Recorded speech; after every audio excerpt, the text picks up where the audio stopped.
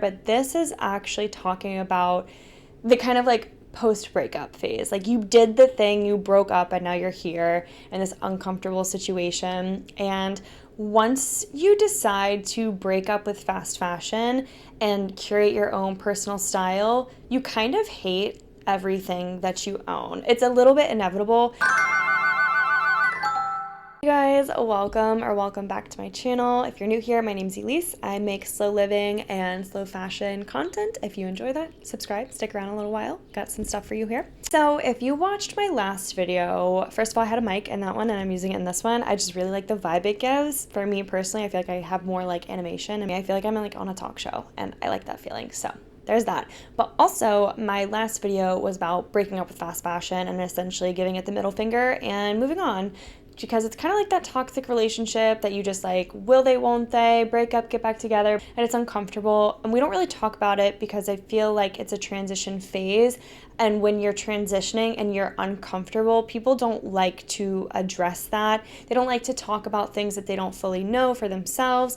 And I'm here to dish it all out. Like I've been there, I've done that. Like I said, I'm a recovering shopaholic. I'm a recovering fast fashion advocate. I am done with fast fashion though. I have been for a few years now, and it's still pretty fresh for me because my financial situation isn't one where I'm able to just completely overhaul my wardrobe. Like it's taken time, it's taken energy, it's taken patience. And I did have that big moment of, okay, I'm actually done with fast fashion. But then I looked in my closet with absolute horror and disgust because I was like, I hate everything in here. Nothing looks good on me. I don't have anything to wear. And you kind of feel like, why did I even buy this in the first place? You're kicking yourself. You're like, literally, I only have this because this influencer had a coupon code. Like you feel yucky about it. And I'm here to walk you through it, give you some tips and tricks, and like kind of really get into the nitty-gritty of how to move through this as comfortably as possible. But I do want to emphasize it is going to take time. I also want to point out that before you go in and completely purge your closet, there are some items that I think can become trendy. I think classic items can become trendy, but I don't think trendy items can become classic. A good example for this in my brain is the denim maxi skirt. Loved her for the summer of 2023, but is she gonna make it to 2026? I don't know. Another good example of this is a classic item going trendy. And for me, that was Red Mary Janes in the fall of 2023. Do I see Red Mary Janes making it past then? Yes, I do, because the Mary Jane silhouette itself is very classic. It is timeless and it can become trendy. But again, I do not think trendy items will necessarily become classics. So that's my take on that. First things first, you have fully broken up with fast fashion and you look in your closet, you're mortified, and you're like, I want to get rid of everything. I want to burn it to the ground and start from scratch. Don't do that. Do not throw away everything that you own just because you want to start from scratch. Most of the time, unless you're like literally rolling in dough and raking cash, you can't really afford to overhaul your closet. And if you can pop off, this video might not be for you. But if you are like me, and I believe most people struggling in times of inflation and everything like that, then it's going to take time. It's going to be uncomfortable and it's going to be a process. It's not going to happen overnight. And I want to emphasize also that the most sustainable thing that you can do is shop from your closet already versus going out and repurchasing an entirely new wardrobe. You also want to take steps moving through this because, again, if you just throw everything away and start from scratch, you kind of don't know what you like, what looks good, what things you gravitate towards naturally. And that's what I'm here to talk you through. So step number 1, don't throw everything away. I guess that's not really a step. That's just like a starting place. Don't throw it all away because then you like actually will have nothing to wear. It might feel liberating, but there might be pieces in there that, yes, they were trendy, but you do really like them. An example for myself is I got this black and white checkered skirt that was like checkered patterns was being like very trendy for a time. I remember that. But I've kept it because it's neutral and it's a neutral-ish print, and I'm able to wear it and style it in a bunch of different ways, and I still really enjoy it. I want to emphasize, take it slow when you're evaluating your wardrobe, what's already in there, and your personal style. You're going to want to take stock of everything that you own and look for common themes of, okay, I really like this silhouette. I really like this cut. I really like this color, this pattern, this shape, etc., etc. Just go through your wardrobe, look at what pieces you naturally find yourself gravitating towards, and figure out what it is about that piece, what really brings you to it and why. Then you can kind of build a sort of shopping list of things that you then want to move forward with. When I'm doing a wardrobe edit or purge or whatever you want to call it, I like to move forward with the mindset of, do I want this thing? Versus going in with, how much can I possibly get rid of and take out? It's, first of all, not as overwhelming, but secondly, you're really narrowing it down to things that you really truly love and wear time and time again, and that you keep in heavy rotation, versus, like I said, just trying to get rid of everything all at once. From the maybes and the no's, you can then kind of sort into, okay, I'm going to sell this on the secondhand market, or you're going to do a clothing swap with it. Maybe you want to alter it, make it fit a little better, or upcycle it, or even, just do like regular charity shop donations or textile donations. And that's a good way to pare down your wardrobe without completely throwing it all away to the curb. I also want to emphasize that personal style is personal. It's not something that's going to be trending on the regular. So if you hate the way horizontal stripes look on you, but they're all the rage on the internet, you can definitely opt out of that trend, or not even subscribe to it in the first place, or block out trends entirely, because again, this is your wardrobe we're talking about. You're not performing for anyone else other than yourself. If you look good in what you're wearing, that's truly all that matters. And moving forward with that information that you gained before, of like, okay, this is what was in my closet previously and this is what I really love, then you're more empowered to purchase things that are going to bring you joy, are going to make you look good and make you feel good. Once you've kind of figured out what makes you feel the most you, comfortable, confident, just in kind of like what you already have. Secondly, you want to move on to what fits, okay? I see this a lot with thrifting in particular, about trying to get something that might be a little bit too tight because maybe you want to achieve like a certain goal weight, or maybe something that is oversized because that looks so cute on the Tumblr girls. I don't even think Tumblr is like really a thing anymore, but you catch my drift if you were ever in that era. You want to know what size you actually are. Tops, bottoms, shoes, sunglasses even. Like, it's very important to know what you actually fit in, especially if you have like an outdated wardrobe of sorts. Like maybe you're transitioning from your early adolescence to early adulthood, or early adulthood to older adulthood. Hanging on to something that is too tight and too oversized is a surefire way to make sure you absolutely hate that clothing piece. It's a good idea to look at old pictures of like outfits that you've taken on nights out, or just like outfit of the day pics that you have, and kind of look at why you really liked that outfit and like take note of it. I'm talking about this, like the fit specifically. You're definitely gonna kind of have to like train your eye for this sort of exercise and like understand why something looks the way it does on you. That might mean knowing your body type. I have like a personal beef with the term body type because I feel like it's too boxed. Like, no one is one exact specific body type, but maybe you're a mixture of a few different ones, and that's totally fine. You don't have to fit in any sort of box. So whatever body type means to you, what are you? What is the most flattering on you? And understand what cuts and what shapes really accentuate like your favorite features. Is kind of how I would move about that, versus like, I'm a pear body shape and I can't wear this. Like, it's more about what makes you feel good, what makes you look good, and you. It's all about your perception. You're not doing this for anyone else besides yourself. For example, for myself, I know if I'm going to be wearing like high-waisted pants or a skirt or something like that, I'll opt for like a more cropped top, like around the top of the hips or maybe like around the waist or something, just so my proportions are even. And that way it doesn't look like I'm too like smushed as a person.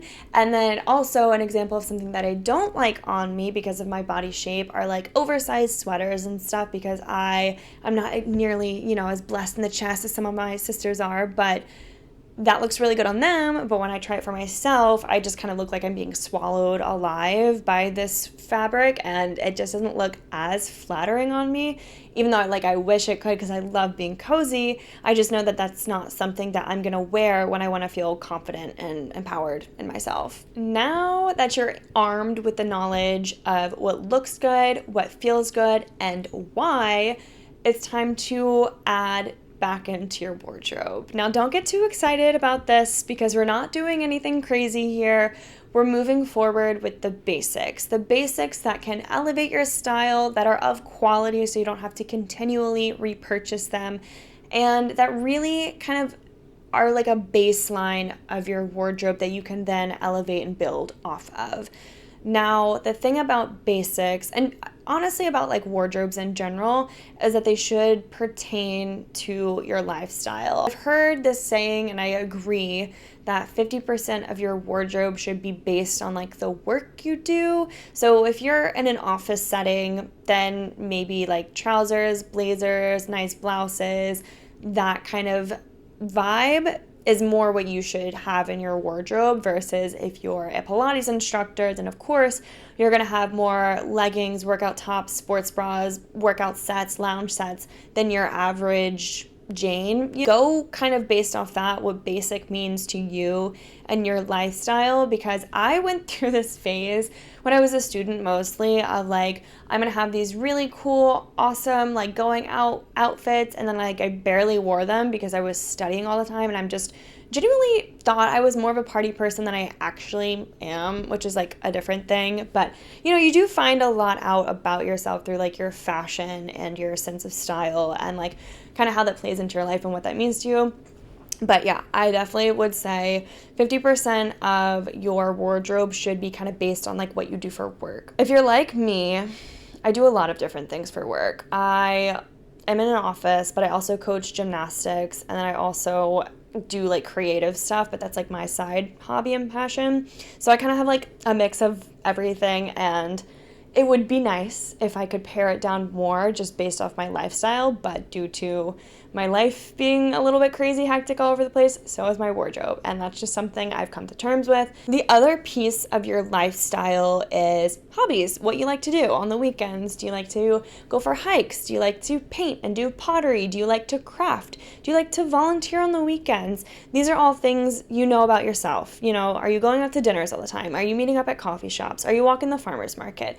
And that's when the rest of your wardrobe kind of comes into play for the rest of who you are. Like, we aren't only what we do for work. I wish I could wear whatever the hell I want into the office, but truthfully, I feel not so confident in myself if I'm ever like underdressed, and that could mean wearing something that I'd rather wear to the office, but like you don't want to be out of place in that way. It's a social programming thing, but it's best for my peace of mind to subscribe to it for the time being. My point being with your lifestyle, including like your work and hobbies, is that whatever your daytime, like 9 to 5 work life wardrobe that you're wearing should be able to mix and match with like your weekend lifestyle. So for example, if you're an office corporate girly and you're wearing like trousers, maybe you can find like a semi-casual pair that you're able to pair with a t-shirt and sandals and wear that on the weekends and still look good and feel good. And it's kind of like a basic baseline that you just have for yourself. Like, this is just something that you own and you can dress up or dress down. One of my also favorite tips for basics is bodysuits and t-shirts can definitely go up or down no matter which way you're trying to style them.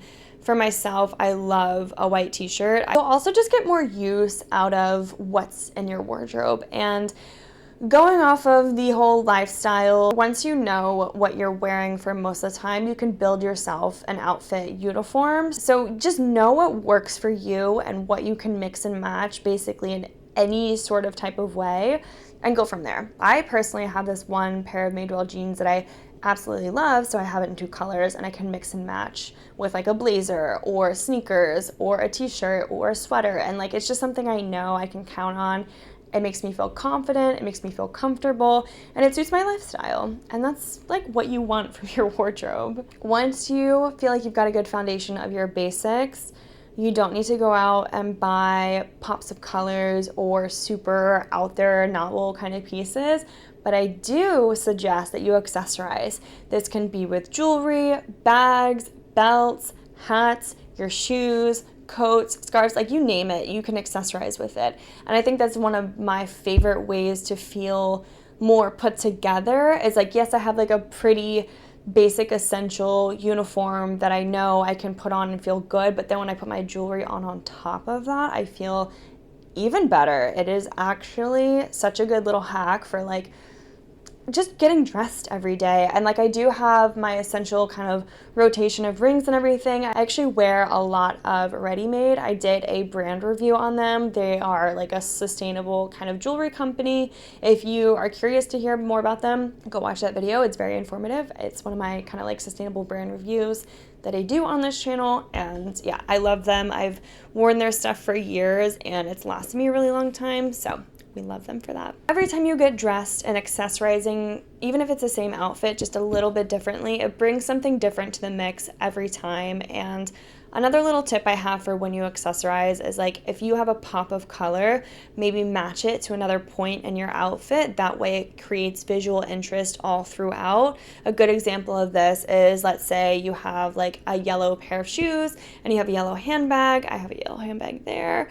Then just putting it together in one outfit brings the eye from like top to bottom. That's just another way to create some visual interest without having to fully style a red monochrome moment, like with a full outfit. You know, like there are ways that you can play around with things. I also think this is a really good hack, is painting your nails a color that you really like is also, first of all, it just makes you feel more put together, but it is also kind of like an accessory that is downplayed, I think. I don't think people really think of nails as an accessory. I think they think of that as like personal care. Back to the red Mary Janes like in fall and like the Bottega Veneta bag and like the red bow. I wanted to buy into that trend badly. I loved it, but I painted my nails red instead, and I think it did the trick for me. Like it satiated my need to be in on this trend because I adored it. I thought it looked really lovely and pretty. But at the same time, I wasn't spending money on something that I didn't know that I was really, truly going to love long term. But painting my nails was like a nice little hack. So definitely recommend you try that one. My last tip for when you're transitioning to a more sustainable capsule, personal style kind of wardrobe, whatever you want to call it, is that you take note of what you hated when you had your trendy wardrobe.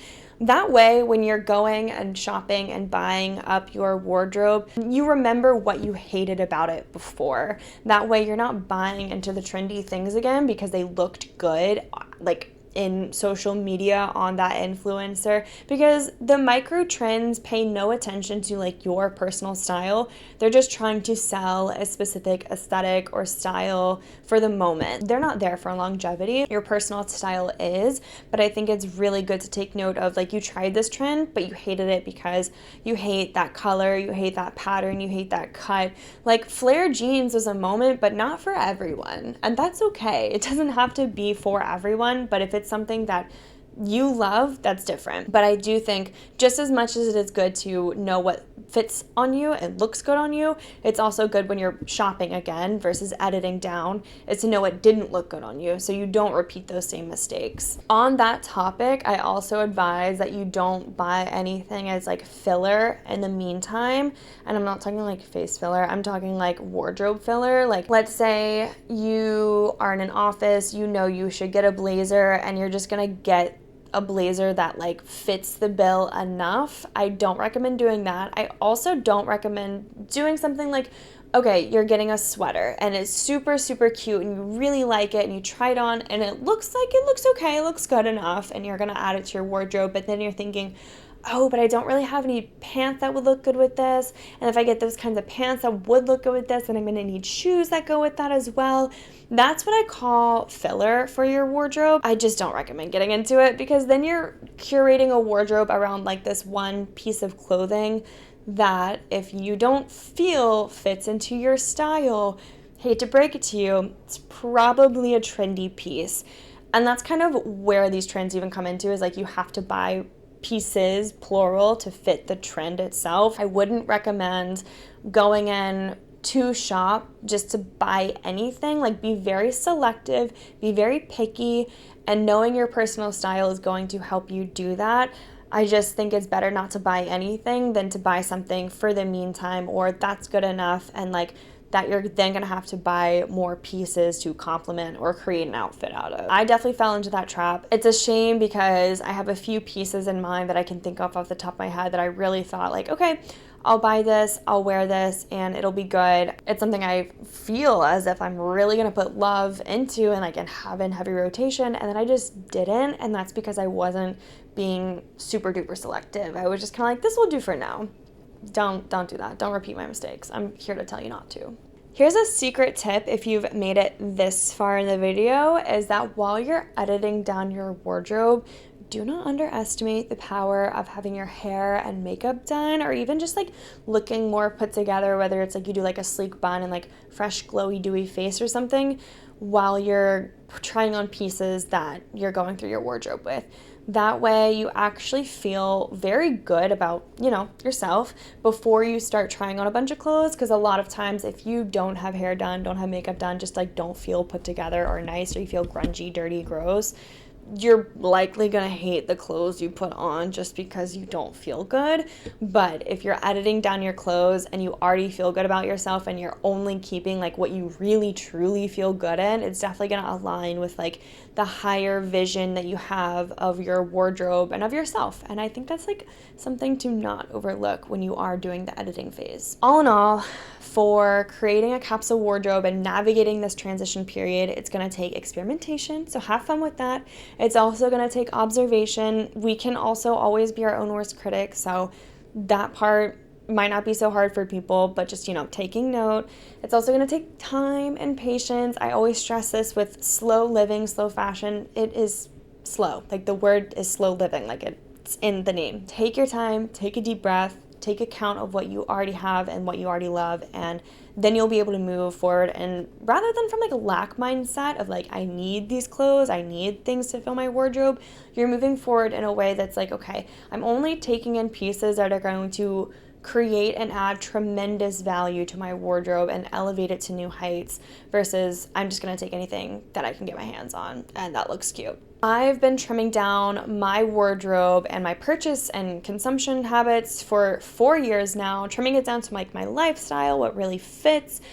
And it's been difficult, I'm not gonna lie, but it also has been really fulfilling, because I know I can grab practically anything in my closet, put it together, feel very powerful, feel very myself, feel very sexy, feel very confident, like a boss, and I can just show up in a way that is like very meaningful to me. And that's what I'm here to encourage you to do as well. It's difficult because it's uncomfortable, but beyond that, it is totally doable. It's totally achievable, and you're gonna thank yourself later, because you're not just gonna be stuffing your closet full of things that aren't gonna look good in a year, or maybe are very ill-fitting, or you just thought you could pull off and make it work. If ever you're shopping and you're like, I can make this work, put it back. Put it back. Don't put that in your closet. Don't bring it home with you. I love sharing fashion styling tips. I just think, again, it's such a personal thing, but I love seeing the creativity and expression. And I'm really sick of the trends, y'all. I'm really sick of people all dressing and looking the same and having no sense of style. I said it. Maybe you're fashionable, but are you stylish? That's really the real question here. Thank you so much for watching. I hope you got a little nugget of advice from this. If you did, comment down below what's our emoji for this week. Comment down below your most recent emoji. I'm actually very curious. What is mine? Mine is like the pink heart. That one's real cute. We love her. I'm so glad they gave us her, because we had been begging for just a plain heart pink emoji. Okay, I'm rambling now. This is the end of the video. Give it a like. subscribe, comment down below. I love you very much. I wish you all the best on your fashion, style, personal style journey, and good luck. You're gonna love it. You're gonna love your wardrobe. Oh, I'm gushing now. I will catch you guys in my next video. I upload on Sundays. Stick around. There's way more content after this video. You'll see a playlist and a video recommended just for you. I'll see you guys in my next video. Until then, don't forget to be kind to yourself, others, and the planet. Bye.